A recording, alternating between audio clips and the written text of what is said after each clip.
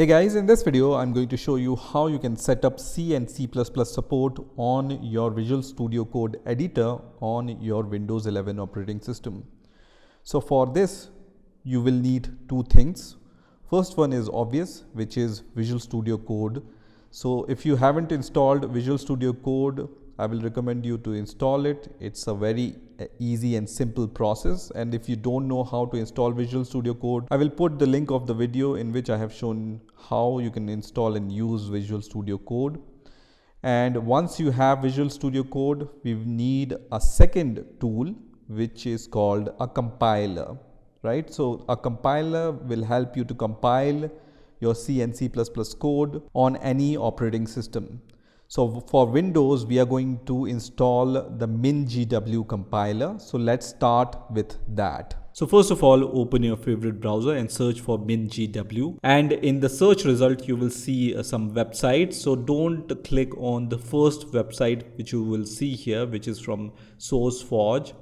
You need to open this website which says MinGW-w64.org. So just click on this link which says MinGW-w64.org. And once this website opens, you will be able to see the overview here. And on this website, you can click on the downloads link here. So here you will be able to see all the download link for MinGW for different operating systems. So the one we are looking for is the Windows version. So we are going to click on this link which says MinGW W64 builds. So just click on this link, which is going to open this kind of window again. And from here you can download the MinGW builds from SourceForge. So you need to click on this link now, right? So SourceForge link was shown directly in the search result, but you need to go through this website in order to come to this website. And once you are redirected to the sourceforge.net website, you will see that MinGW 64-bit installer exe file will be downloaded on your Windows 11 operating system. So once this file is downloaded, I'm going to click on this file. And then you will see this warning which says, do you want to allow this app from unknown publisher to make changes on your device? I trust this, so I will click on yes here. And I'm going to minimize this browser. And you can see MinGW installer has been started on my Windows 11 operating system. So on the first window, I just need to click on next here, which is going to start the installation. Here you can choose the version for MinGW. So I'm going to choose the topmost option, which is 8.1.0 at the time of making this video. You can also choose the architecture. I'm going to choose x86-64, and then you can choose the threads. So generally for threads, I always choose POSIX, but you can also choose Win32 also. Also exception, you have two options. I will leave it as default. And then you have the build revision. I will leave it as default also, and then click on next. And this will be the location where your MinGW compiler will be installed. So you can see it will be installed in the program files. MinGW directory will be created, and then this folder will be created, right? So if you don't have the good reason to change this location, just leave it as default. And also you can leave this checkbox as checked, which is going to create a shortcut for your MinGW compiler tool. So I'm going to click on next now, which is going to start the download of all the files and packages for your MinGW tools. So just wait for this process to reach to the 100% mark. So now after some time, I can see this window which says click next to continue the installation. So I'm going to click on the next. And now I can see this message which says MinGW has been successfully installed, and I can click on finish to complete the installation. So let me click on the finish button. So once I click on the finish button, MinGW is installed on my Windows operating systems. So now once MinGW is installed, first of all, we need to know the location where MinGW is installed. So at the time of installation, you might have noted the location. So let me show you the default location where MinGW will be installed. So you need to go inside the C directory and then go inside program files, and then you will be able to see this MinGW-W 64-bit folder here, and then this folder will be there. So this is the location where MinGW is installed. Then you need to go inside MinGW 64, and here under the bin folder you will see all the files which will help you to compile your C or C++ programs. Okay, so go until the bin folder, right? And you need to copy this path. Now we need to set the environment variable for MinGW so that we can use GCC or G++ command on our Windows command prompt or PowerShell or terminal. So for that, what you need to do, you just need to click on search and then search for edit env, and it's going to show you this result which says edit environment variables for your account, and you can see this window is going to open, right? Now if you can't find this edit environment variable window using the search option, then you can always open the control panel, and then once control panel opens, you need to view by category here, and then click on system and security, and then once again click on system here, which is going to open the settings app, and here it's going to show you in about section this link which says advanced system settings. So just click on that and then click on environment variables, which is also going to open the same window. So you can choose any one of the method. So once this environment variables window opens, select path under system variables and then click on edit and then click on new here. Okay, so it's going to allow you to add a new environment variable, and then just copy the path until the bin folder inside your MinGW 64-bit folder. Okay, so this path is until bin folder. Okay, and once you copied it, you can just add this path here inside your environment variables, and then just press enter, which is going to add your path, and then click OK here, and then click OK, and then once again click on OK. And now you can close all the windows here, and now we can test our GCC and G++ versions and commands, right?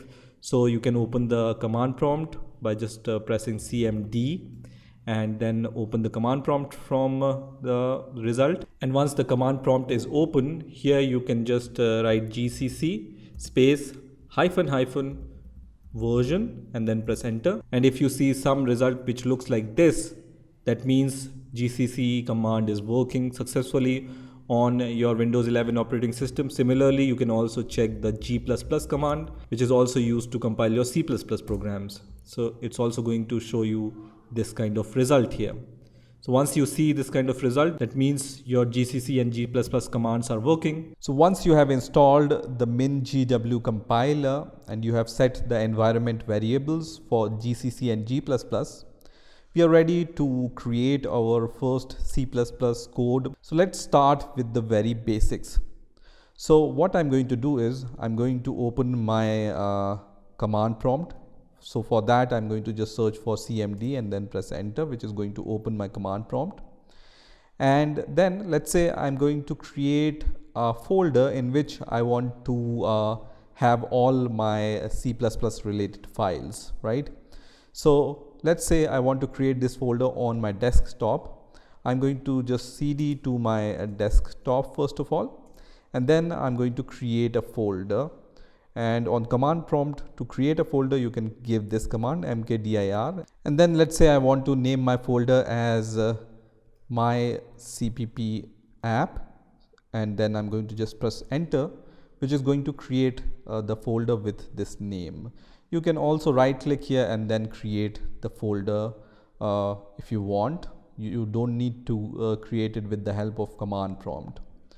So once this folder is created, I'm going to cd in this folder, and then when I type on the command prompt code space dot and then press enter, it's going to open Visual Studio Code, and this folder will be opened in Visual Studio Code from which I have given this command, right?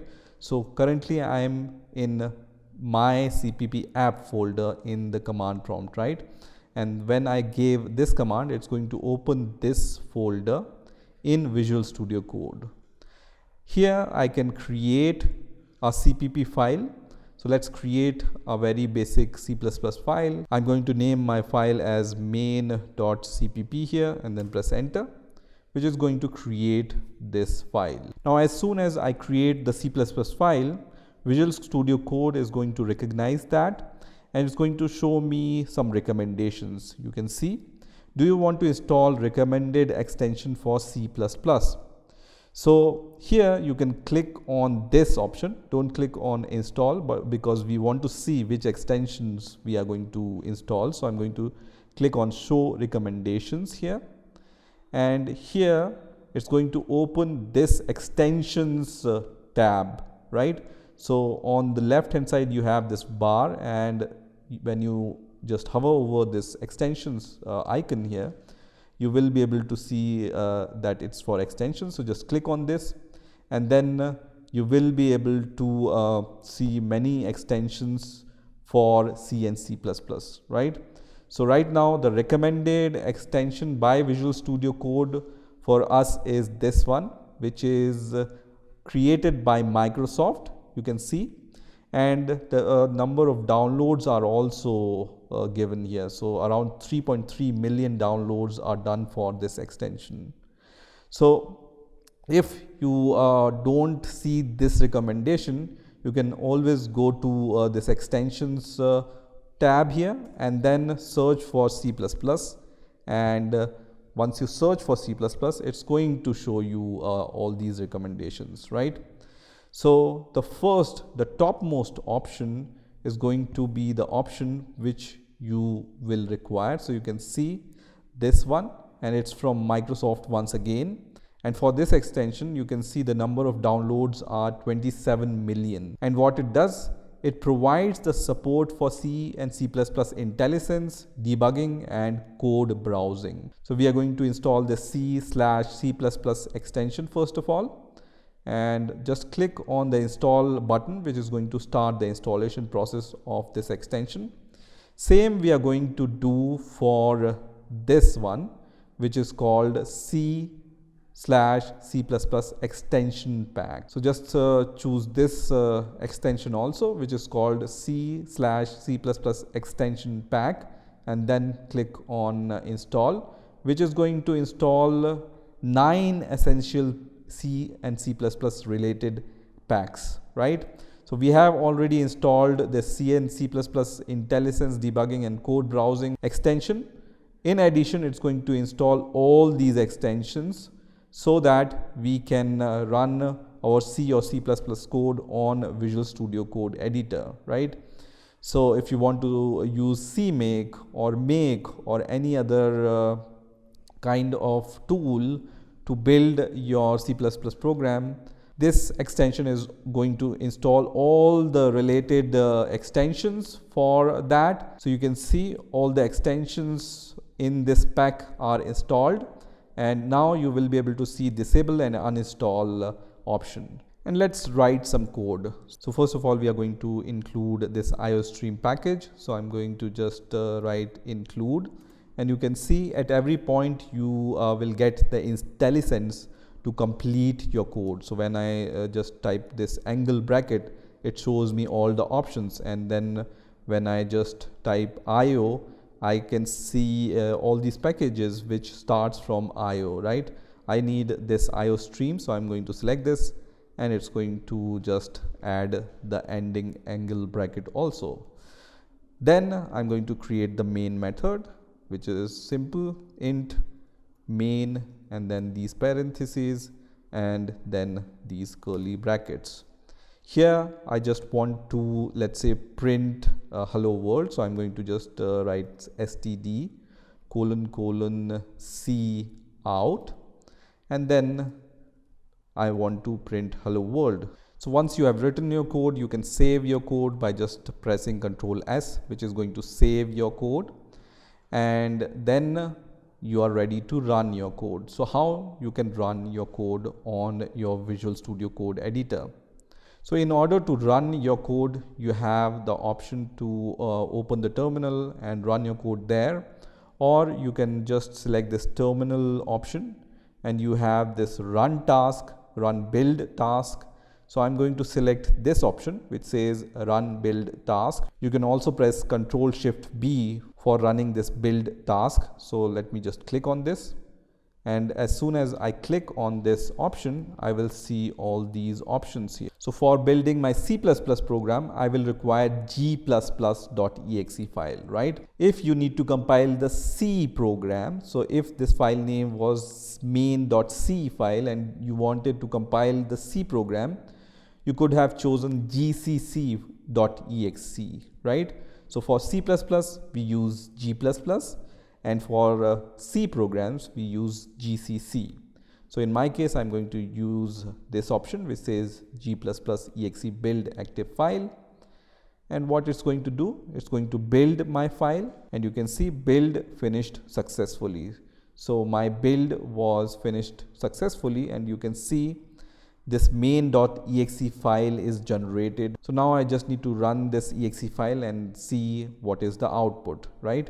So for this, I can open a new terminal. You can open the new terminal by just selecting this terminal option and then click on a new terminal, or you can click on this plus button which is going to open the new terminal.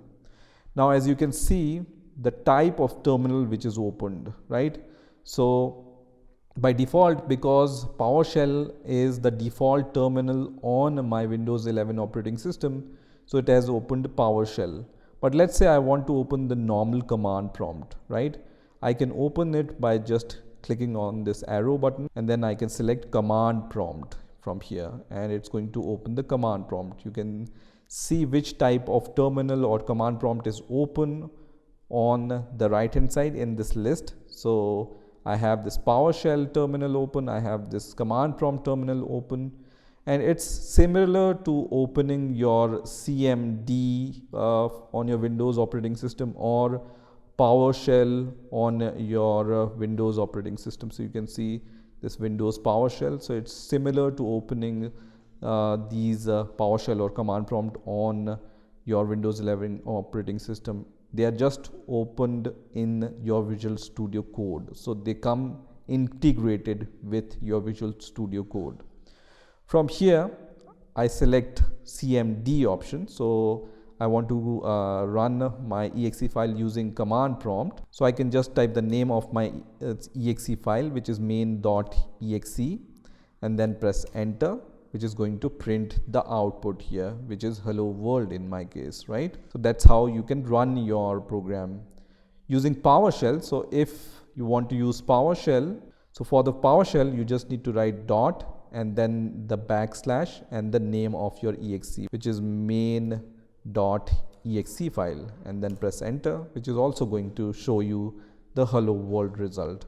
So you can run your exe file using command prompt also and from the PowerShell also. Now let me add some more code and I will show you how you can debug your C++ program on Visual Studio Code. So very simple, nothing complicated about this program. I just want to show how you can debug your C++ code. So in order to debug your C++ code, you select this option, which is called Run and Debug. And here you can see a few options. So you can click on Run and Debug button here, which is going to run your program in a debugger. You can also create a launch.json file to customize your debugging options, right? So for now, what I'm going to do, I'm going to just add a few breakpoints here, and you will see the list of all the breakpoints in this list under breakpoints. So you will be able to see the list of all the breakpoints. You can see it's in the main.cpp file, and then they are at line 4, 5, and 6, right? You can disable all the breakpoints by just pressing this button which says toggle active breakpoints, and it's going to disable all these breakpoints. It's not going to remove the breakpoints, but these breakpoints will be disabled. You can also remove all these breakpoints by just pressing this option which says remove all breakpoints, and it's going to remove all the breakpoints. So let me add these breakpoints once again, and let's run this debugger. So I'm going to click on run and debug button, and once again Visual Studio Code is going to ask us which debugger we want to use, right? So depending upon the debugger available on your Windows 11 operating system, you can choose from those debuggers. Because we have installed the MinGW as a compiler on our Windows operating system, we are going to choose the first option, which is C++ GDB LLDB. Okay, so I'm going to select this option, and this is going to give me once again these options, right?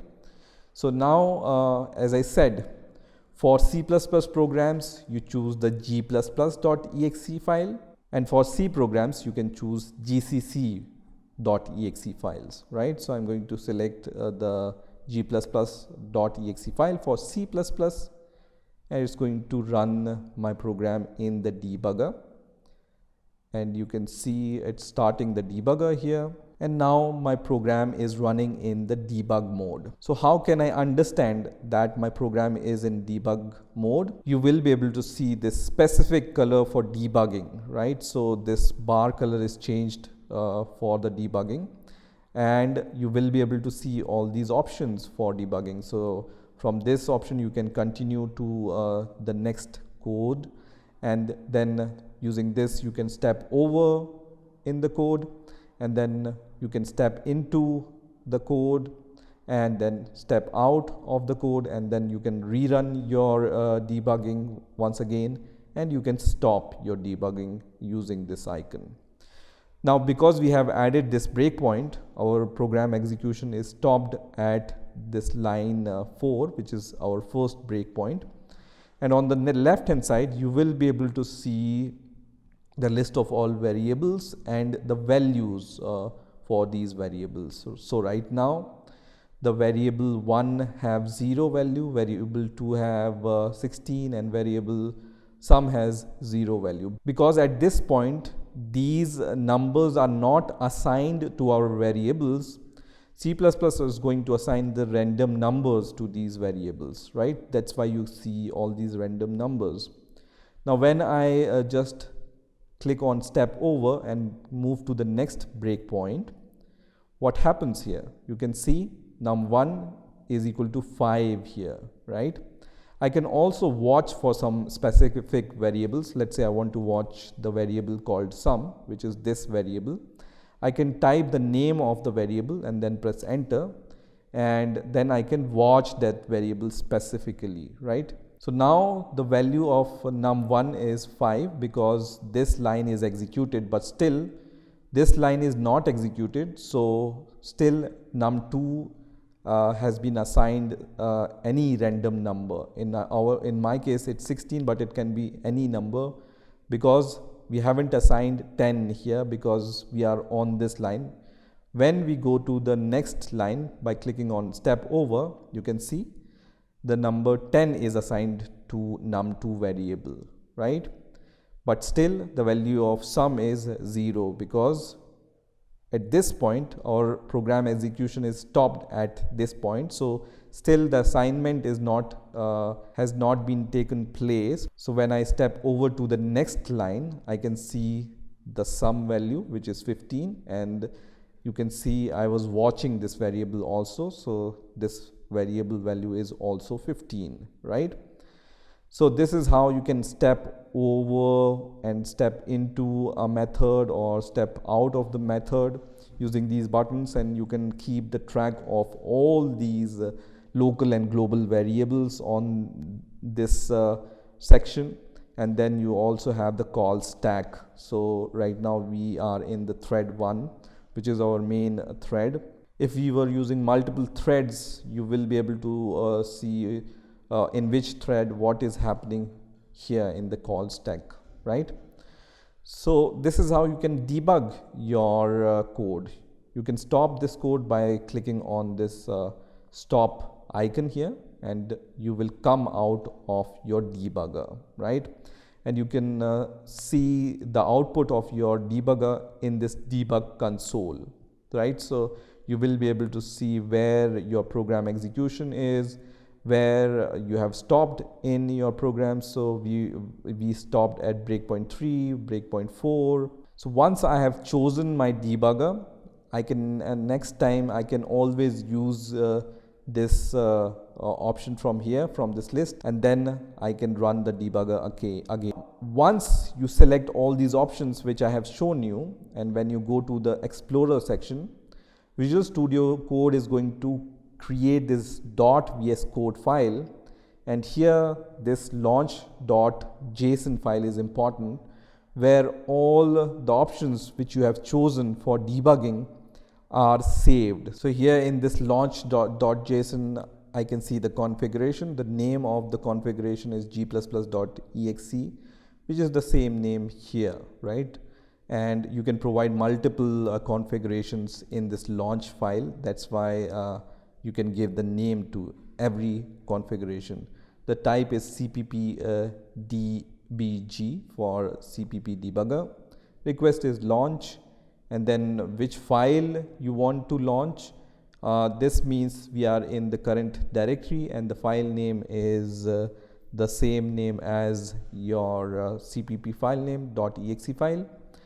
And you can see which debugger you are using, GDB, and then you have the debugger path. So in our case, this debugger path is at this location. So all the information about your debugger is there in your launch.json file. So you can always change this configuration if you want to use some other debugger, right? Let's say Microsoft debugger. You can change this path for the debugger from here and then use the other debugger, right? You also have this tasks.json file where you will be able to see the commands. You can see the command which is going to be used to run your program.